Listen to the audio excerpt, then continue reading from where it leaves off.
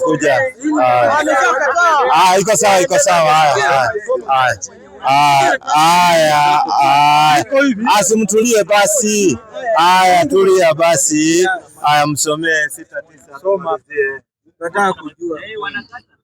Maana kwa ajili yetu mtoto amezaliwa. Exactly.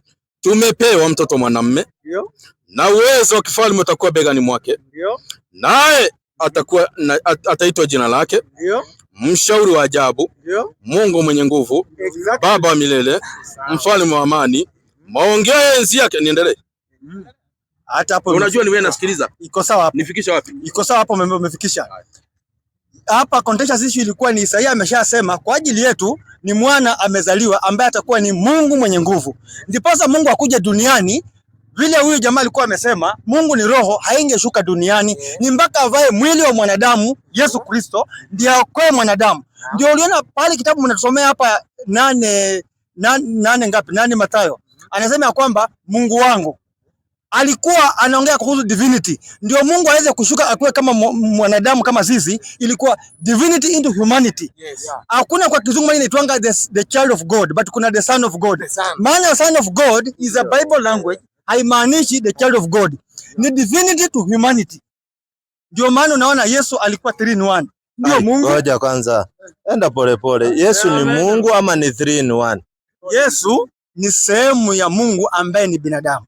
So Yesu sio Mungu kamili. Ni Mungu. Asante. So Yesu ndio Mungu. Ndio Mungu. Hakuna Mungu mwingine. Uweze ona Mungu na macho. Tataka tuende pole ndio nielewe. So Yesu ndio Mungu. Ndio Mungu. Hakuna Mungu mwingine. Hakuna. Atulieni. Kwa mpole. Sasa nitaongea na. Nimempa nafasi. Sasa wewe si uache ongee. Sasa mwalimu. Sijui mbona angalia. Si kaka nimempa nafasi ameongea. Si ameongea. Sasa mbona unataka kumkorofisha? Wewe utaomba baadaye. Kaka, ngoja. Si kaka. Sasa tutafundishana aje? Kaka ameongea nimemsikia na akaniambia hakuna Mungu mwingine, Yesu ndio Mungu. Si ndio amesema? Ngoja kidogo. Mimi nataka na mimi niulize swali kidogo, unisaidie na hiyo 14 Yohana 28. Si amesema hakuna Mungu mwingine, Yesu ndio Mungu. Sasa unisaidie pole ndio watu waweze kuelewa. Mbona hakuna mambo ya Mungu hainanga mabishano. Ukibishana mambo ya Mungu utapata dhambi. Inataka tuelewane. 14 Yohana 28 Yohana pole utuelezee nayo hiyo inasemaje, kwa sababu umetuambia hakuna Mungu mwingine, Yesu ndio Mungu. Na hatujabisha, tunataka tuelewe. 14:28 Yohana. Inasema mwalimu wangu. Mulisikia kwamba mimi naliwaambia naenda zangu tena naja kwenu. Kama mungalinipenda mungalifurahi kwa sababu naenda kwa Baba. Kwa maana Baba ni mkuu kuliko mimi. Exactly. Pole. Nataka tuelewane. Ndio nataka nikuulize. Wewe umetuambia hakuna Mungu mwingine isipokuwa Yesu ndio Mungu. Exactly. Huyu Mungu Yesu anasema anaenda kwa nani? Kwa Baba. Huyu Baba ni nani? Timotheo wa kwanza 3:16 soma. 3:16. Huyu Baba tujue ni nani? Ambaye ni mkubwa kuliko Yesu. Wacha Biblia vitu vidogo. Taratibu. Timotheo wa kwanza 3:16. Anasema 3:16. 3:16. Inasema na bila shaka siri ya utauwa ni kuu. Mungu alidhihirishwa katika mwili. Exactly. Akajulika kuwa na haki katika roho. Ndio. Akaonekana na malaika. Ndio. Akahubiriwa katika mataifa. Ndio. Akamiminwa katika ulimwengu. Ndio. Akachukuliwa juu katika utukufu. Exactly. Nimeuliza. Yesu amesema. Ngoja pole. Nielewe ni Biblia. Usihepe. Tunataka tuelewe. Umetuambia Yesu ndio Mungu final, lakini Yesu anatuambia Baba ni mkuu kuliko mimi. Nikakuuliza swali ndogo, huyu baba ambaye ni mkuu kuliko Mungu Yesu ni nani? Ambao tunajua Mungu ndio mkuu kuliko kila kitu, huyu baba ni nani? Swali yetu ndogo. Nimekuambia aje, nimekuambia na huku ulitaka kusikiza, maana ulikuwa tayari kunipinga. Sijakupinga. Nimekuambia hivi, ndiposa Mungu akuje duniani, hangekuja kama Mungu hivi, hakuna macho inaweza ona roho. So it is a divinity to humanity. So katika hali ya divinity to humanity alikuja kama mwanadamu Yesu. Sijakata. Na ndio Mungu. Asante. So Mungu kidogo tu nataka nikufanulie. Wakati Yesu alikuwa duniani ile miaka 3.5, kwa sababu alikuwa na mwili wa binadamu, kuna vitu alikuwa limited. That's why unaona kuna wakati alikuwa anasikia usingizi, kuna wakati alikuwa anasikia njaa, kwa sababu alikuwa na mwili wa binadamu.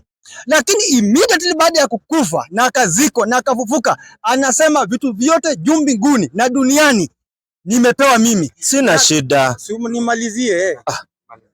So baada ya 40 days Yesu kufufuka kwa duniani, alipoenda mbinguni, kulingana na Biblia vile Yohana anasema, alirejelea mkono wake wa kiume. Mkono wa kiume ni mkono ambao unatengeneza, ni nguvu zake alizirudishia kama Mungu. Sijauliza 14:28, rudia. Utatujibu tu. Utaelewa tu. Pole. Hiyo yote anaenda, sijauliza hiyo 14:28. Mulisikia kwamba Nataka Wakristo muwe judgment au siangalie nyuma. Nataka muwe judgment. Sikiza maneno ya Yesu. Mulisikia kwamba Yesu anasema mulisikia ya kwamba mimi naliwaambia. Yesu alituambia Naenda zangu. Yesu anasema naenda zangu mimi Yesu, ambaye kaka ametuambia Yesu ndio Mungu, hakuna mwingine.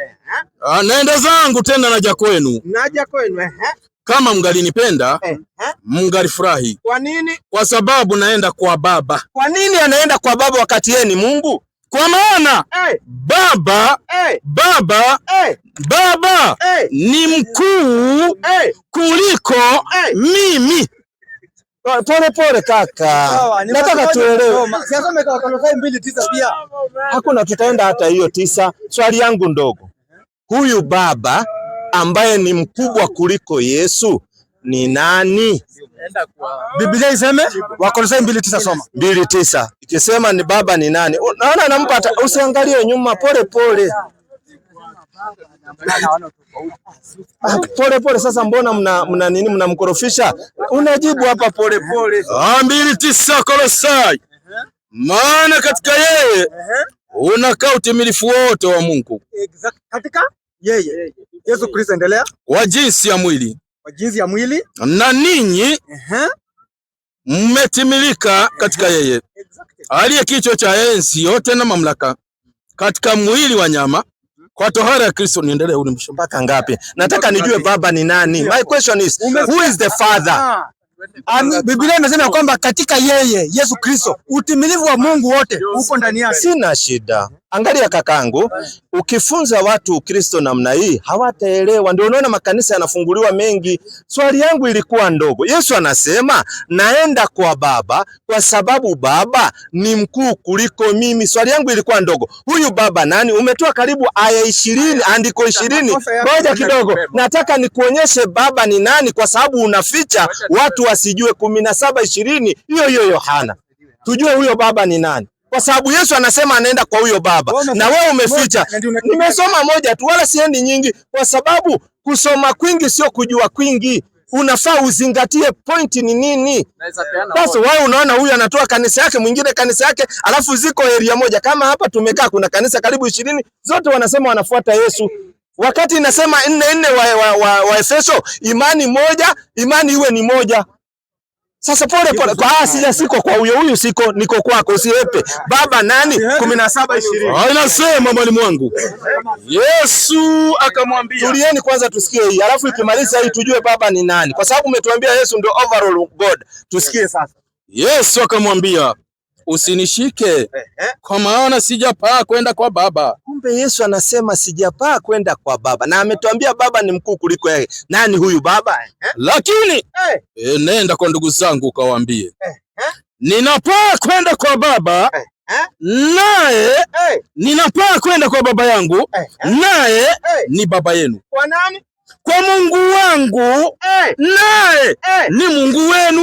Ala, kumbe Yesu anatuambia anaenda kwa Baba, ambaye huyu Baba ni nani? Hiyo sio kama Qur'ani vile ameandika hapo bwana. Hiyo ni Qur'ani bwana. Haya sawa.